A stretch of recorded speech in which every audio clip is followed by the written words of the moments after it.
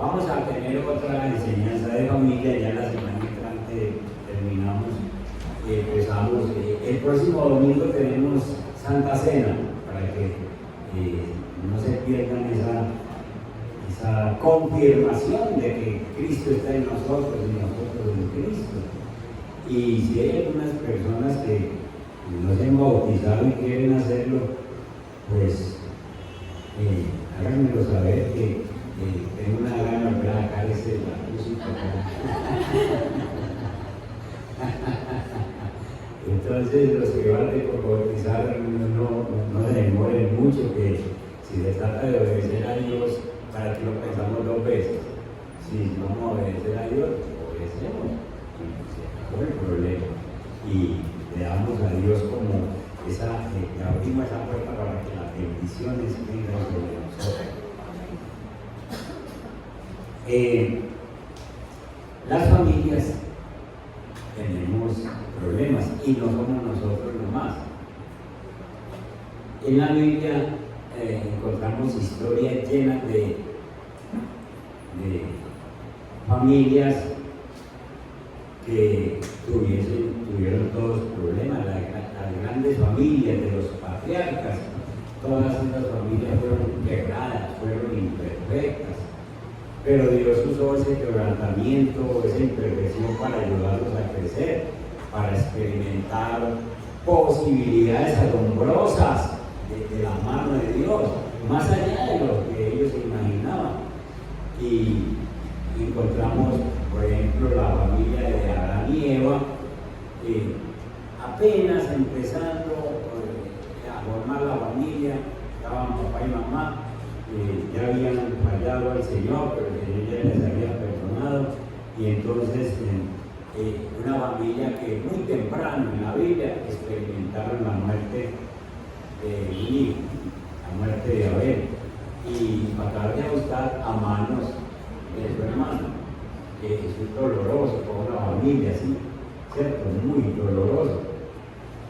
Ellos sabían que su propia caída había propiciado eso, había propiciado esa tragedia, pero también Adán y Eva experimentaron la gracia amorosa y el perdón de Dios por ellos y la esperanza de que vendría un Salvador para resolver las cosas. Seguimos con familia y encontramos a Abraham y Sara, que experimentaron otro problema de familia, la infertilidad. ¿Sí? Tuvieron una experiencia de que no eran fértiles y entonces trataron de solucionar su problema, y eso, en vez de arreglar la vida de la familia, se las acabó de dañar. Vino Ismael y vino los problemas en la familia. Pensemos en otra familia de patriarcas, la familia de Jacob. Tuvo que huir de su hermano porque lo engañó. Después se fue a trabajar con un tío, con Labán, y también resultó allá engañado. Y después tiene unos hijos, Jacob, y los hijos mayores le venden al menor. Problemas de familia. Sí, que hace un papá pues con los hijos que le acaben con uno, de lo vendan y le mientan. ¿Y cómo está viviendo esa familia? Y así vemos que todos estos patriarcas tuvieron familias muy quebrantadas, pero de ahí Dios se glorificó. Y cuando uno estudia profundamente la Biblia, uno entiende que Dios coge todo eso para mostrar su gloria, para mostrar su poder. De alguna manera, entonces, aunque haya familias quebrantadas, vivir en familia es bueno, ¿o no? Por eso Dios no manda familia. Si Él no manda familia es porque es bueno vivir en familia. Y la familia trae beneficios. Hay beneficios en la familia. Hay cosas buenas de vivir en familia. Díganme algunas de vivir en familia que es bueno. Compañía. La compañía. Claro, está uno acompañado. Cuando uno sale del trabajo, por ejemplo, uno dice, mijo, venga, vámonos por allí un rato. No, porque tengo que irme ya para mí. Mi familia, mi casa. Porque hay compañía. ¿Qué más beneficio tiene la familia? Ayuda. Claro. Uno necesita una cosita y llevarse a la casa, a la familia. La familia le prestan plata a uno. Pero no debe pagar. Uno debe pagar, porque si no, se mete en lío. ¿Qué otro beneficio encuentran en familia? ¿Ah? El diálogo. Diálogo. ¿Digo usted diálogo? Claro. Es donde uno puede sentar a conversar y arreglar situaciones. Allá atrás. Los hijos. Claro. La convivencia, amigo, claro. En familia es donde uno se da cuenta lo que uno debe corregirse también. Eso me habla de un gimnasio. Es donde uno se da cuenta lo que uno debe corregirse. Es donde se atreven a decirle las cosas a uno. Es que usted es así. Yo les conté que una vez sentamos a Robin, amigos nosotros como con 16 años, lo sentamos nosotros, pastores, felices, creyendo que teníamos el lugar más feliz de la tierra, y le dijimos, venga, siéntese, y estábamos comiendo un preparito, una cosita buena, y nosotros queremos que nos diga cómo somos nosotros como papá y mamá. La mire de verdad. ¿Quiere que le diga? Claro. Y empieza. Ni una sola buena. Usted, papá, callado muchas veces, con solo mirar a uno, ya lo está mirando feo, y uno no sabe ni siquiera por. Usted, mamá, cantaleta, esa cosa por todo, y nos sacó los taquitos afuera, no me han escuchado. Pero es el único lugar donde le pueden decir las cosas a uno y no. ¿Qué hicimos nosotros? Vengamos, perdónenos, no habíamos dado cuenta de eso, y venga. Cuántas cosas hay que no le han dicho a uno, pero ese lugar es. Bueno, entonces quedamos de que sí hay muchos beneficios de vivir en familia, en la unidad familiar, pero la unidad familiar se ve muchas veces afectada por ciertos enemigos. Esta enseñanza se llama enemigos de la unidad familiar. Los enemigos de la unidad, estoy hablando de unidad de familia y los enemigos que se presentan.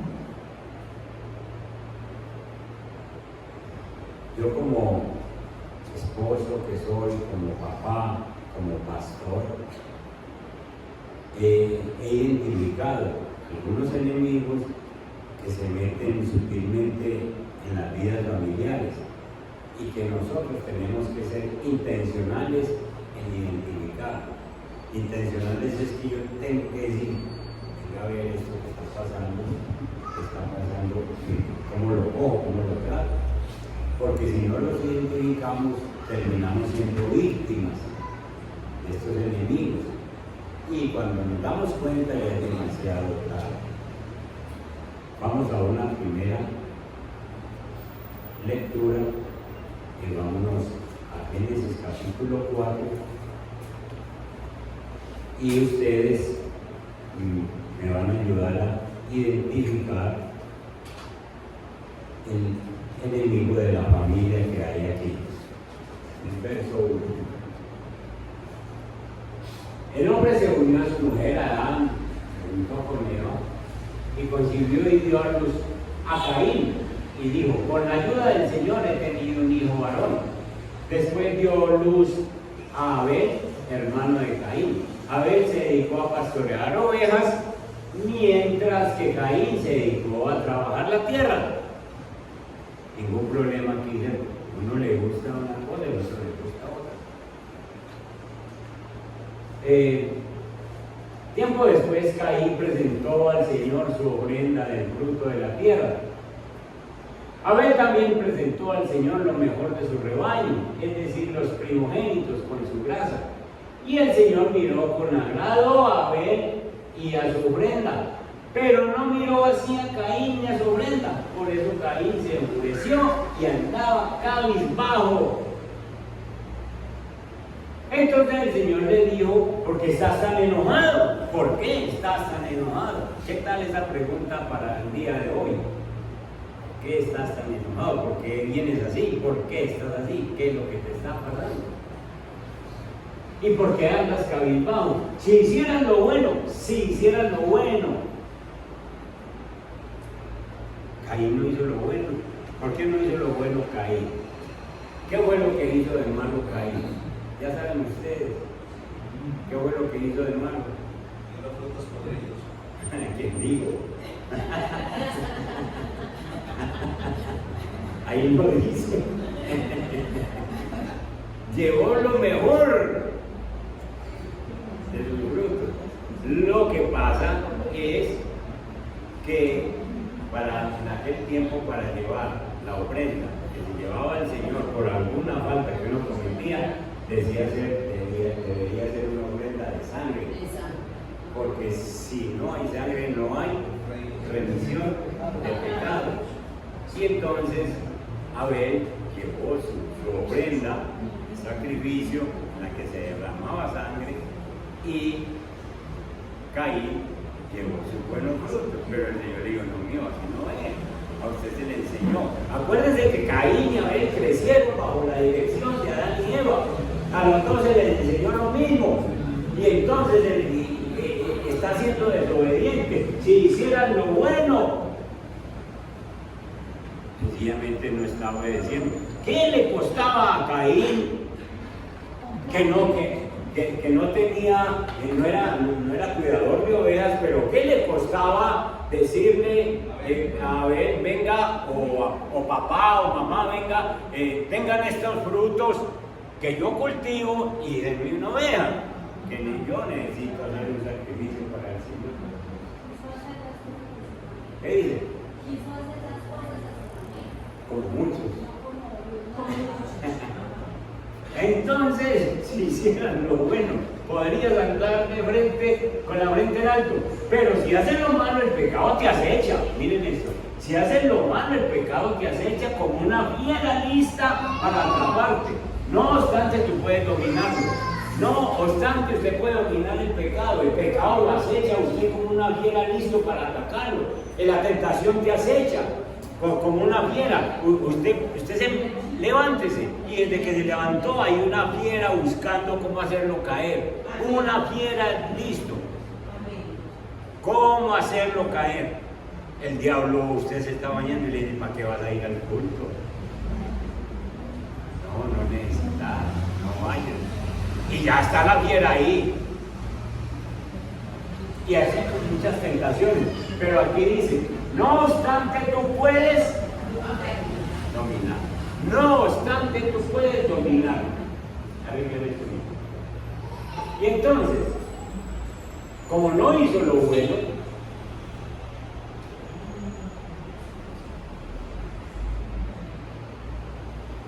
Caín habló con su hermano Abel mientras estaban en el campo. Caín atacó a su hermano y lo mató. El Señor le preguntó a Caín: ¿dónde está tu hermano Abel? No lo sé, respondió. ¿Acaso soy yo el que debe cuidar a mi hermano? ¿Qué has hecho?, exclamó el Señor. ¿Qué has hecho?, exclamó el Señor. Desde la tierra la sangre de tu hermano reclama justicia. Por eso ahora quedarás bajo la maldición de la tierra, la cual ha abierto sus fauces para recibir la sangre de tu hermano que tú has derramado.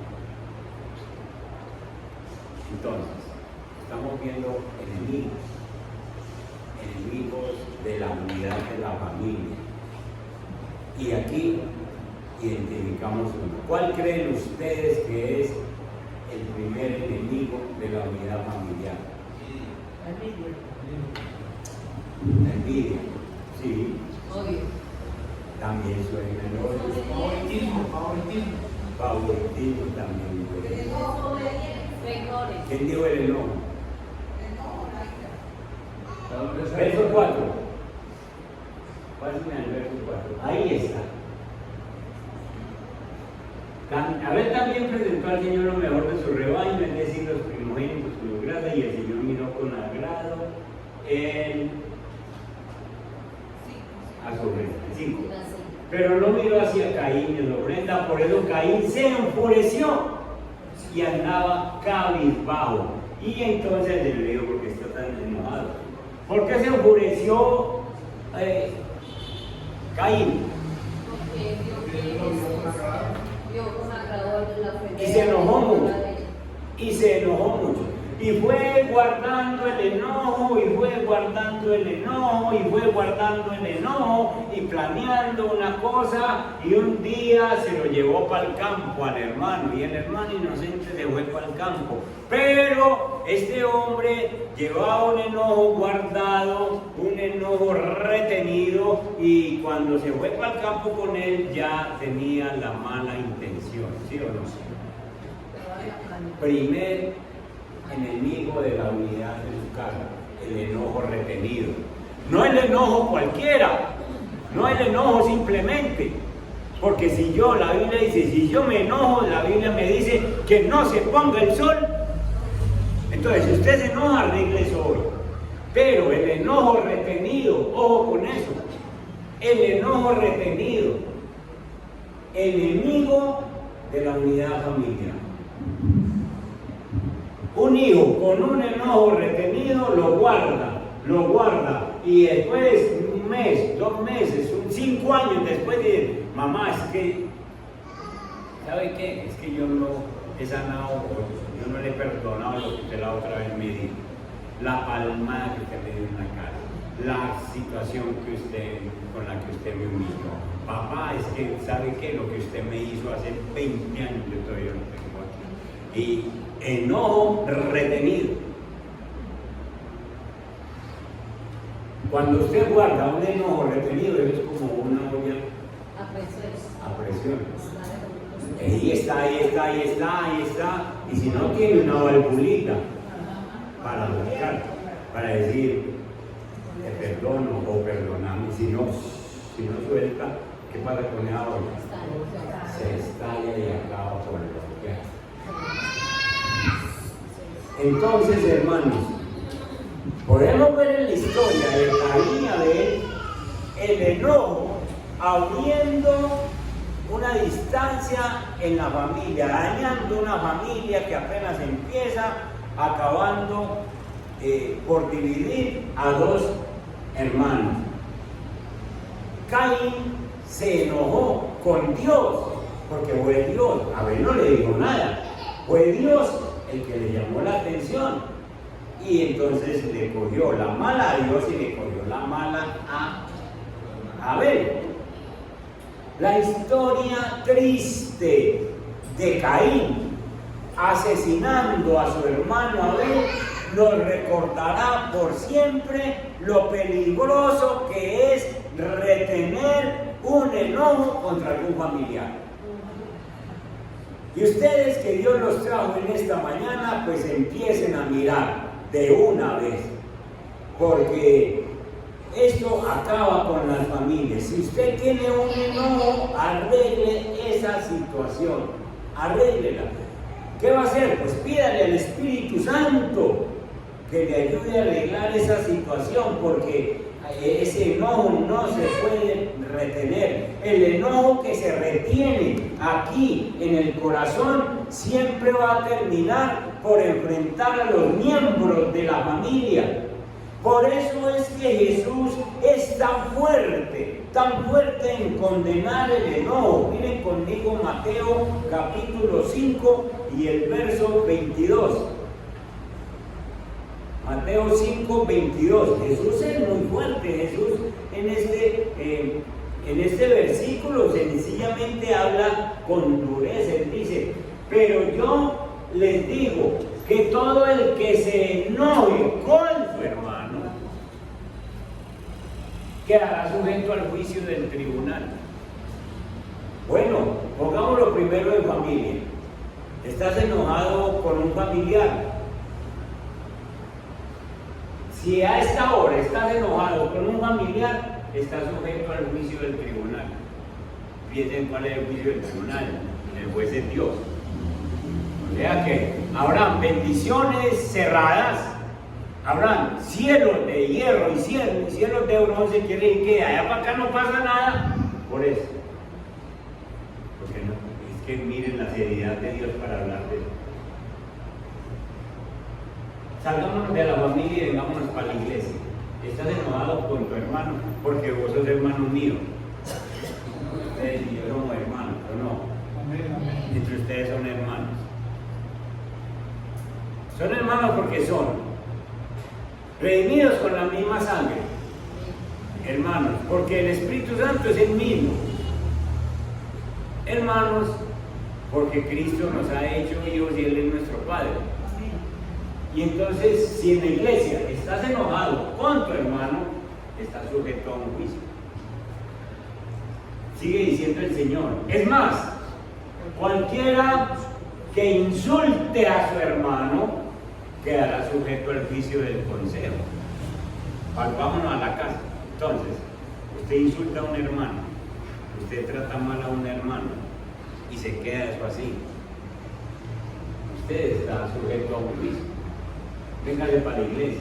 Si usted trata mal a un hermano, está sujeto al juicio. Usted debe arreglar eso. Y dice, pero cualquiera que lo maldiga quedará sujeto al juicio del infierno. Miren cómo va evolucionando esto. Juicio del tribunal, sujeto a juicio del consejo, y si hay maldición, maldito por tal cosa, le dice usted a un familiar, a un hermano, en fin, ojalá te murieras, cosas como esa, quedará sujeto al juicio del infierno. Jesús es fuerte para hablar en cuanto al enojo. Proverbios 14, 17 dice que no es inteligente enojarse con facilidad. No es de personas inteligentes cuando se enojan fácilmente. Dice, el iracundo comete locuras, pero el prudente sabe aguantar. La persona que es prudente, la persona que es inteligente sabe soportar. Pero el iracundo comete locuras. ¿Cuántas personas que se suben así como la papeleta, estallan como la papeleta por cualquier cosa, han cometido una locura por no saber soportar? ¿Cuántas personas están en la cárcel o en el cementerio? Porque sencillamente son iracundos y no saben soportar una situación. La Biblia nos dice que no te apresures a enojarte, porque el enojo reposa en el seno de los necios. El enojo, lo que está dentro de nosotros para explotar, eso es de necio. Y la Biblia nos dice una y otra vez, airaos, pero no pequéis. Efesios 4:26. Airaos, pero no pequéis. Lo que quiere decir es, está bien, el enojo es una emoción y siéntala, pero no peque, no vaya más allá. Yo me puedo enojar, pero no puedo sacar la mano y ponérsela al otro. Yo no puedo enojarme, yo puedo enojarme, pero no ir más allá y pecar. La Biblia nos advierte sobre esto. El enojo retenido siempre va a ser una invitación a lastimar y a producir muerte a otros en la casa. Cuando hay en la familia enojo guardado, enojo retenido, entonces eso trae división. Enójese un esposo con una esposa para que vea lo que pasa. Si la esposa es la que le sirve la comida, le dice, ahí está eso, cómalo y quiere, y no, te verá.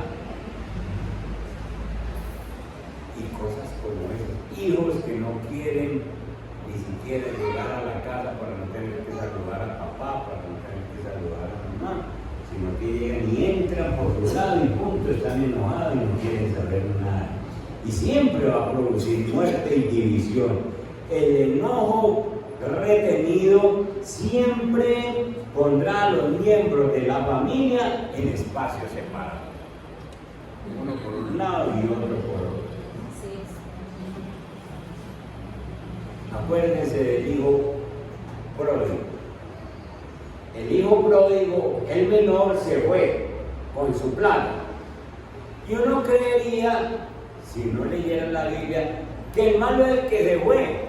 Y resulta que el que está podrido es el que se quedó. Que cuando vino el hermano, el papá le hace fiesta, le mata el becerro gordo y el otro se enoja y se esconde. Porque sencillamente está más resentido y quería que el otro no volviera. Y les digo, a mí nunca me han matado un becerro y en cambio viene, se gasta su plata, viene y mire lo que lo tenía. Mi hijo, usted tiene todo el tiempo que no ha hecho la fiestecita, ¿qué le ha pasado? Venga, entre la fiestecita, no quiero ninguna fiesta. Y había que tratar era con él. El que se fue y volvió no era tan pegado. El enojo retenido. Vuelvo y le digo, si en esta mañana el Espíritu Santo le está hablando, arregle eso, no tenga enojo retenido, que eso estalla y va a hacer un daño tremendo. Primer enemigo de la unidad familiar. Esto no hace que haya unidad en la familia. A los hijos hay que perdonarlos. ¿Qué fue que me hizo esto? ¿Qué fue que lo...? Pregúntele al papá del hijo pródigo cuánto le gastó. Y volvió, lo recibió y le dio un amigo, diga que comía y vuelve. Hay que perdonar, porque si no hace daño. Segundo enemigo para que no haya unidad familiar. Génesis capítulo 25, el verso 28. Esta la leyeron ahora. Génesis 25, el verso 28. Isaac quería más a Esaú, porque le gustaba comer de lo que él cazaba, pero Rebeca quería más a Jacob, que mantenía en la casa. ¿Cuál es el segundo enemigo de la unidad? Las preferencias familiares. En la historia de Esaú y Jacob vemos cómo las preferencias separaron la familia. Y amó Isaac a Esaú porque comían en su casa, mas Rebeca amaba a Jacob. Hermanos, en la casa todos somos diferentes. Ustedes que todos tenemos hermanos o padres que tienen 3, 4, 5 hijos, en mi casa fuimos 12 diferentes. 12 personas diferentes, criados por el mismo papá, por la misma mamá, en la misma casa y todos distintos. Miren a sus hermanos de la casa y vean que son diferentes. Si tienen hijos, miren los que son diferentes. Eso es una gracia de Dios. A uno les gusta una cosa, a otro les gusta otra. ¿Sí? A Esaú le gustaba el monte, le gustaba estar por allá, y eso era feliz en el monte.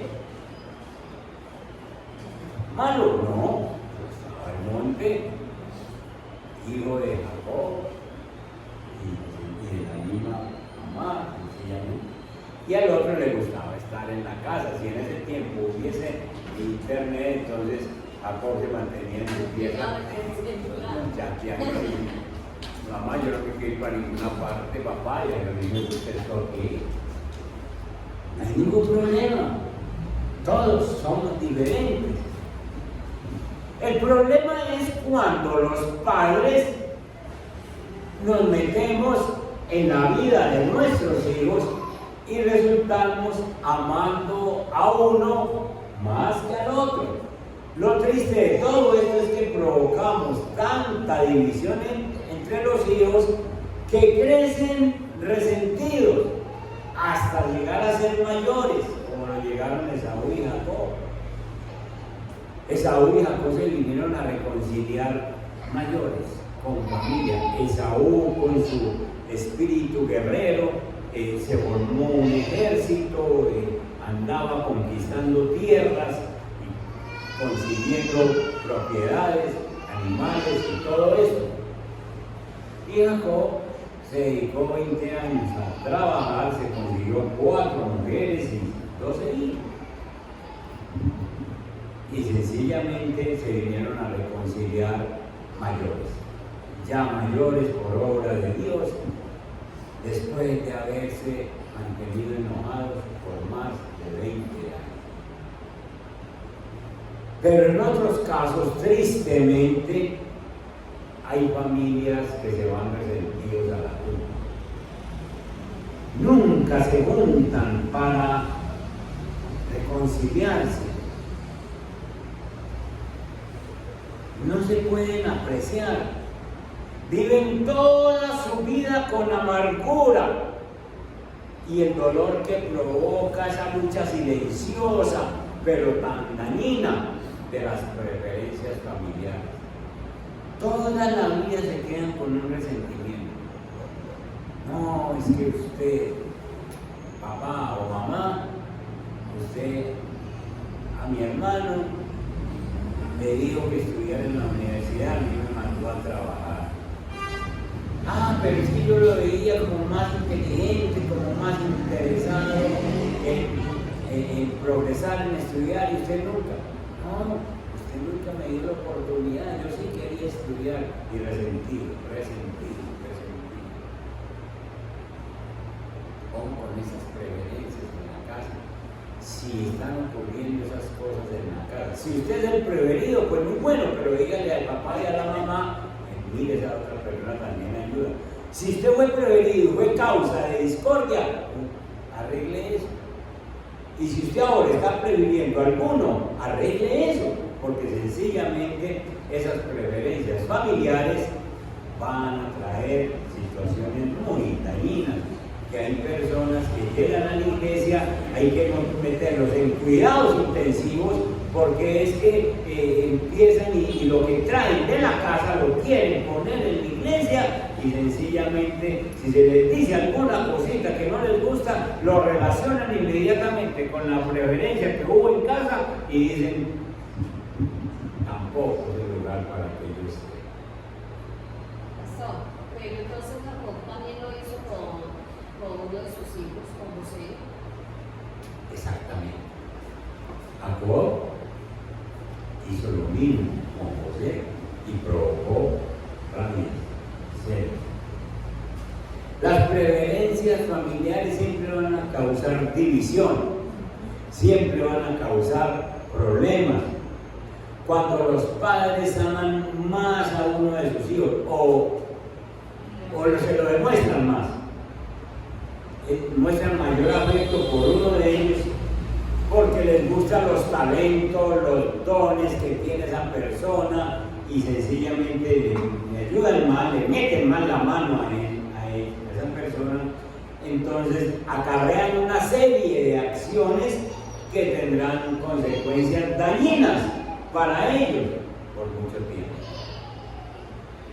Los padres nos equivocamos cuando comparamos los hijos, cuando nos deleitamos más en lo que hacen en uno de ellos, despreciando o ignorando a lo que hace el otro. Los padres nos equivocamos cuando aplaudimos a uno de los hijos y criticamos al otro. Los pastores nos equivocamos cuando decimos o pensamos que este hijo puede ser también pastor, pero a aquel que le interesa, nos equivocamos con él, porque estamos descalificando de pronto al que Dios tiene calificado. Entonces, ya llevamos 2 motivos de oración para que no haya desunión en la familia. El primero es el enojo retenido. el enojo retenido. Y el segundo es preferencias familiares. Si en su caso se está dando eso, tenga la edad que usted tenga, que hay un preferido, dígale, no, aquí somos iguales, venga a ver, analicemos esta situación. El tercer enemigo de la unidad familiar lo vamos a ver en la historia de David, capítulo 2, verso 12 de Segundo de Samuel. Segundo de Samuel, capítulo 12, perdón, no el 2, sino el 12. Segundo de Samuel, capítulo 12 y el verso 10.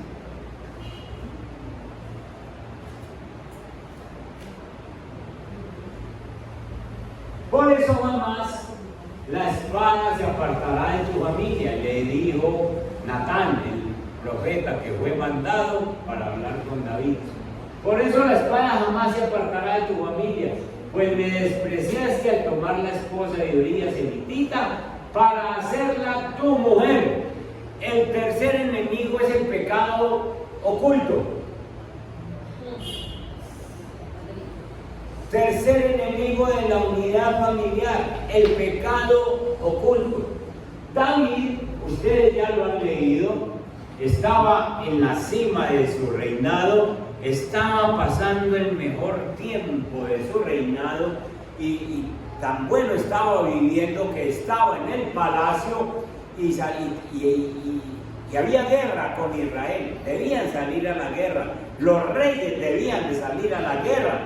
Y David tenía tales generales tan bien formados, tal ejército tan numeroso y fuerte, que David dijo, ¿para qué voy yo? Y se quedó en el palacio. Esa tarde fue fatal para David. Le vino la tentación, le sobrevino la tentación sencillamente y cayó en ella. Mandó por Betsabé, se acostó con ella, la dejó en embarazo, usó abuso de autoridad, se acostó con ella, la deja en embarazo.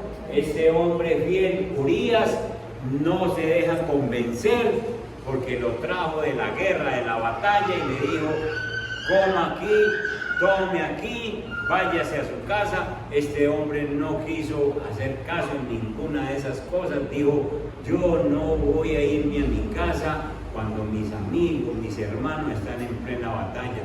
Amaneció ahí y entonces David planeó la muerte de Urías y con el mismo Urías mandó una carta sellada con el sello del rey, no la puede abrir nadie, al general Joab para que me lo ponga al frente de la batalla y me lo dejen solo y muera. ¡Qué cabeza para planear cosas! Y se quedó callado, oculto, el pecado oculto. El Señor, años después, le mandó a Natán, el profeta. Y ahí está el profeta hablándole, diciéndole, has pecado y no lo has confesado. Y por eso es que este reino se está acabando y por eso es que tu salud está así tan seca, porque en el Salmo 32 lo expresa diciendo, mi verdor se volvió en sequedades de verano. Es decir, me estoy enfermando y estoy acabado, no era capaz de reinar. Y ahí están las consecuencias de ese pecado. Pecado oculto. Entonces, la espada jamás se apartará de tu familia. Violencia en tu casa. Violencia en tu familia. Le dice acá. Porque vos fuiste violento y mataste a un hombre inocente. Castigo.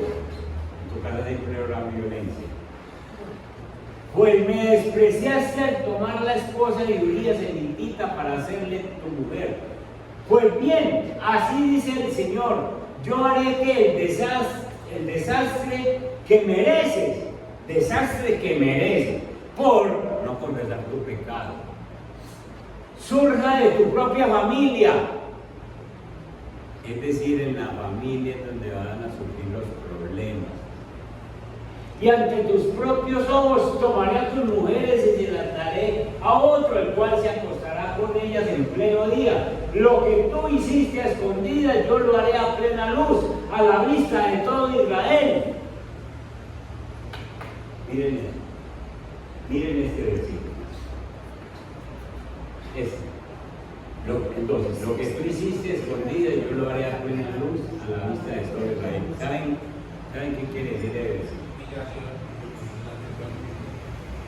Humillación.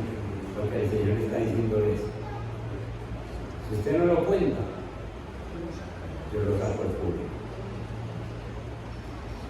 Y sigue siendo válido. Pecado que usted no confiese, que usted no deje oculto. Afortunadamente no hay que confiarse ni con el pastor, ni con el cura, ni con el... Hoy nosotros ya sabemos que la confesión es con el Señor. Pecado que usted no le confiese al Señor, Él se lo saca al público. ¿Usted cree que esto se quedó entre mí y la persona con que pasó eso nadie lo va a descubrir? ¿Cómo no? Quédese con él y siga pensando así. No lea Biblia. Cuando usted lee Biblia, usted le va a entender que sencillamente lo que usted hizo en secreto, el Señor lo va a sacar a luz. Lo que le digo, señores, si yo no le mando a Natán, usted me queda sin Biblia. Israel tenía hambruna en ese tiempo, una sequedad horrible, pero la salud del pastor, la salud del rey estaba vuelta a pedazos, se estaba acabando el rey y el reinado, la familia, ¿qué decir? Por un pecado oculto. Si en su casa hay desunión, piense en qué hay oculto, piense en que falta por confesarle al Señor. Por lo cual ahora no se apartará jamás de tu casa la espada. La Biblia dice claramente que el que dice que no comete pecado es un mentiroso, hace mentiroso a Dios y la verdad no está en él. Pero cuando hablamos de pecados ocultos y especialmente entre los cristianos, estamos hablando de esa brecha que se abre en un hogar que sirve a Dios y que está provocando a la vez la muerte. Muerte espiritual, muerte emocional, muerte física, cosas que uno no se imagina. Esta semana estaba visitando un enfermo de cáncer. ¿Saben qué me dijo? Pastor, todos los hombres en mi casa, desde el abuelo se han muerto de cáncer. Los hermanos míos son gente de 70 y 25 años ya mayores, y todos de cáncer. El anterior que murió de cáncer. Pastor, y yo ahora tengo cáncer. ¿Qué podemos hacer? Y ahí había otro hermano que todavía no tiene cáncer, uno de los niños. Me dijo: usted sabe que es el pastor, hagamos una oración. Y confesaron sus pecados y pidieron que ese cáncer no se repita, porque hay una maldición generacional. Hay algo que se está repitiendo. ¿Por qué no mira para su casa y mira de pronto qué cosa se repite? De pronto la gente no pelecha, de pronto tienen un trabajo un rato y después se quedan sin trabajo, de pronto enfermedades, de pronto... ¿Y saben qué hacemos nosotros los cristianos normalmente? ¡Ah, Dios no me ayuda, mira! Eso es lo único que digo. ¿Por qué no analiza y mira que hay un pecado oculto? Que hay una cosa que hay que confesar. Y esa la tenía que confesar el patrón, el jefe, el rey, el papá de la casa, David. Y en el caso de nosotros la tiene que confesar el cristiano, el que le está hablando al Señor, el que se comunica con Dios. Yo no le puedo pedir a mis hermanos que vengan y hagan la oración. Tiene que ser yo que conozco del Señor y que conozco qué está pasando en mi casa. Qué dolor para la familia de David, que por causa de su pecado, los receptores de las consecuencias fue toda la familia. Una consecuencia tan triste, no se iba a apartar de la casa la violencia, la espada, una maldición severa. He aquí yo haré levantar el mal de tu misma casa. Y ustedes ya saben lo que pasó en la misma casa. Una vergüenza tan grande, lo que tú hiciste en secreto, yo lo voy a sacar en público. Y así fue. Mis hermanos, las consecuencias del pecado quedan. Dios nos perdona, pero las consecuencias quedan. Y hay que orar al Señor para que nos ayude con eso. A David le nació el primer hijo, el hijo de Betsabé. Él amaba a Betsabé, se amaron. Y entonces nació el primer hijo, y a los 8 días ese niño rozagante, fuerte, cayó enfermo. Dios, cobrando consecuencias. Vos pecaste a mí. ¿Vos crees que te vas a quedar así sin nada? Y lloró y oró. David dice que se acostaba en el suelo boca abajo con las manos extendidas. Señor, levante mi niño. Al fin y al cabo va a ser un rey. Ese niño va a ser heredero del reinado. Señor, es un príncipe y necesitamos, Señor, que crezca. Y ore, y ore, y ore. Y ese niño, de para atrás, murió. Lo llevó el Señor. Primer apretón de cuello. La espada no se va a apartar de tu casa. La muerte entró a la casa. Después, el hijo mayor, Amnón, viola a su hermana Tamar. Como tú usaste abuso de autoridad para traer a Betsabé, ahora la consecuencia es que ese príncipe abusa de su autoridad. El príncipe llama a su hermana, al fin y al cabo es mayor, la viola, más fuerza física, más poder, más de todo, la viola y consecuencia. Lo hiciste allá, ahí lo cosechas. Absalón se enoja tanto con Amnón que lo invita a una fiesta, lo mata. Mataste a Urías, ahí tienes otro libro. Tiempo después, Salomón, ya crecido, manda a matar a Adonías. 4 muertes. La espada no se apartó de su casa.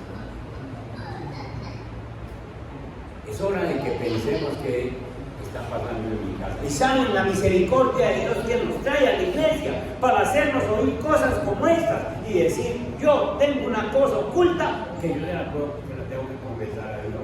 Dice, Señor, perdóneme esto. Arrodíllese, ayune, ore, lo que sea. Señor, pero perdóneme esto. Que yo necesito ser libre y que mi familia no venga más con esta situación.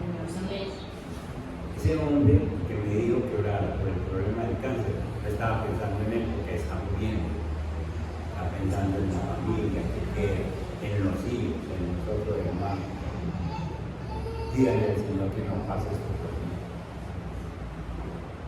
Hermanos, si sabemos que hemos ofendido al Señor, arreglemos esa situación. Como conclusión, entonces, hay muchos otros, pero yo quise traer esos 3 enemigos de la unidad familiar. Repitámoslo. Primero, no retenga el enojo con su familia ni con los hermanos de la iglesia. No retenga el enojo. Orden de Dios.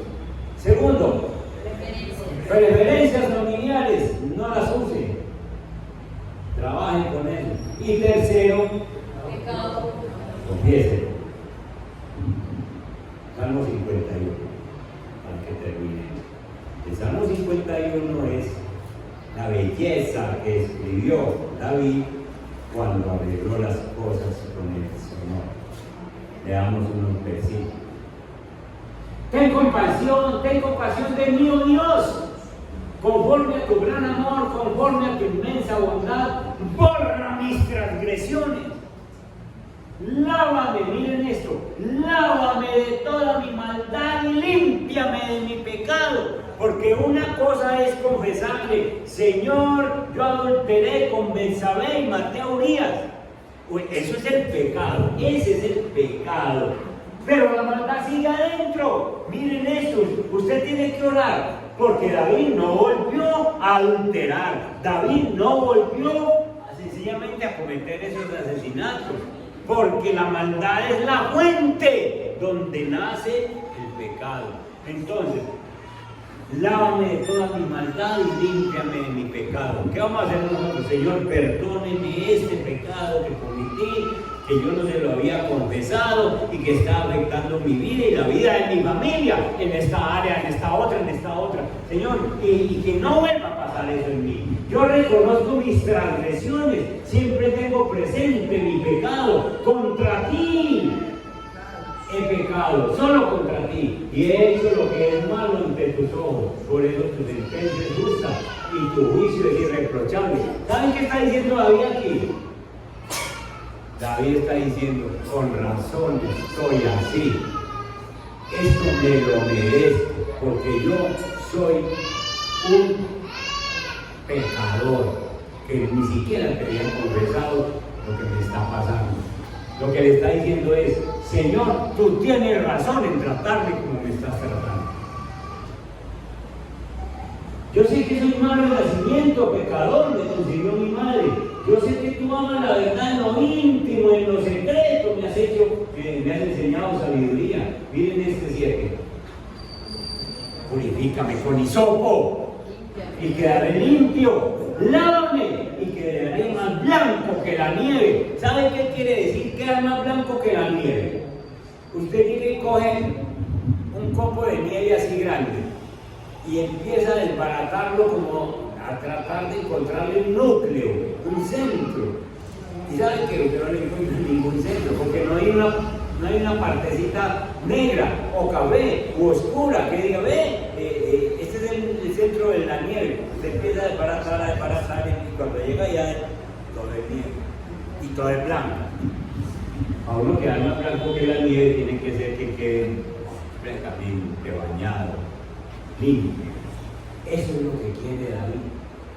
Y ahí logró arreglar las cosas con el Señor. La buena noticia entonces es que la palabra nos revela cuáles son los enemigos de su unión familiar. Y el Señor nos ha dotado con el Espíritu Santo para que obre en nuestras vidas y para que podamos bendecir la familia. Y así nosotros, ¿saben para qué nos tiene Dios aquí? Para que nosotros podamos llevar algo para la casa. Imagínense qué esperanzas tiene una familia que uno mande a mercar una persona de la casa para que traiga el mercado para la casa y se quede por allá y las horas y se lleguen las 4 o las 5 de la tarde del domingo y siempre se va a mercar y no hay ni y que no llegue con nada, que se gaste la platica. Pues ¿sabe cuál es la comparación? Dios nos manda a la iglesia para que nosotros merquemos de la palabra, del Espíritu, la comunión con el Señor, y le podamos llevar de lo que mercamos. ¿Qué esperanza tiene la familia que usted viene aquí y nos lleva nada? ¿Cuándo vamos a esperar la familia? Dios nos ha dado el Espíritu Santo y nos ha comisionado a nosotros para que bendigamos la familia, para que le traigamos vida en abundancia en cada área. Y quiere que nuestros hogares sean diferentes. Combata esa desunión enfrentando estos enemigos. El diablo, ustedes y yo debemos ser conscientes que el diablo, el deseo es dividir destruir la familia. Ese es el deseo de Dios. Y busca cómo destruirla. Así es de que la solución empieza sencillamente por nosotros. No guarde el enojo, no lo retenga, arregle las cosas, no haga preferencias y si hay un pecado oculto, confiese. Entonces, Amén. quédense ahí sentaditos, oremos. Padre que estás en los cielos. Esta es otra enseñanza de familia, Señor. Bendito Dios, que esto no se vaya otra vez con palabras que se llevan el viento, sino que las pongamos en práctica. Empezamos hablando de que vivir en familia es muy benéfico, trae muchos beneficios. Hay compañía, hay apoyo, hay respaldo, hay calorcito de hogar y todo eso. Pero también, Señor, hay unos enemigos que desde las primeras familias se presentó, y ese enemigo es que nosotros muchas veces nos enojamos y nos quedamos enojados por mucho rato que aprovecha Satanás para abrir la brecha de división, y padres que no saludan a los hijos, hijos que no saludan al padre, a la madre, hermanos que no se hablan entre ellos, no se ayudan, no son capaces, no se pueden tener confianza el uno al otro, cosas como esas que se ven en nuestras familias. Señor, nos trajiste a nosotros y empezaste con nosotros. Ayúdanos, Padre Santo, para que nosotros que escuchamos tu palabra, seamos trabajar esto del enojo, seamos capaces de trabajar esto del enojo retenido. Señor, las preferencias, tan claro esto que si hay preferencias se notan y muchas personas llegan hasta la muerte con el enojo, con la preferencia que los afecta y con la división en la familia. Ayúdanos a arreglar también esta situación. Y Padre, gracias porque en cuanto al pecado oculto, pues no es sino que miremos. Es tan fácil mirar qué no está funcionando en mi casa. Porque tú no eres un Dios que hace acepción de personas, tú no es que mandes buena economía para aquella casa y a mí me dejes mirando, Señor, y no recibo nada. Debe ser que hay algo en mi casa, debe ser que hay algo en mi vida, como pasaba con David. Sencillo, David le tuviste que mandar a Natán para que le abriera los ojos y le dijera, hay consecuencias en tu casa. Y le perdonaste, Dios mío. Y ahí está el Salmo 51 para este hombre decir, lava, límpiame por dentro y por fuera, límpiame de mi maldad y perdona mi pecado. Señor, si alguna cosa tenemos, que tu Santo Espíritu nos ayude en este día, que no pase este día sin que nos pongamos en paz contigo con alguna cosa en cuanto a este pecado. Bendito Dios, porque vienen nuestros días, vienen nuestros meses y queremos que esta maldición se corte, que esta situación sea quitada, porque tú eres un Dios bueno y tú no es que nos estés haciendo un lado, sino que nosotros, por no ponernos al día contigo, hacemos que las bendiciones no entren a mi casa, a mi vida. Bendice la iglesia, Señor, y ayúdanos a crecer en este conocimiento para servirte mejor. En Cristo Jesús. Amén. Y amén. Gloria a Dios. Dios me les guarde, Dios me les bendiga. Nos vemos en las actividades del alma.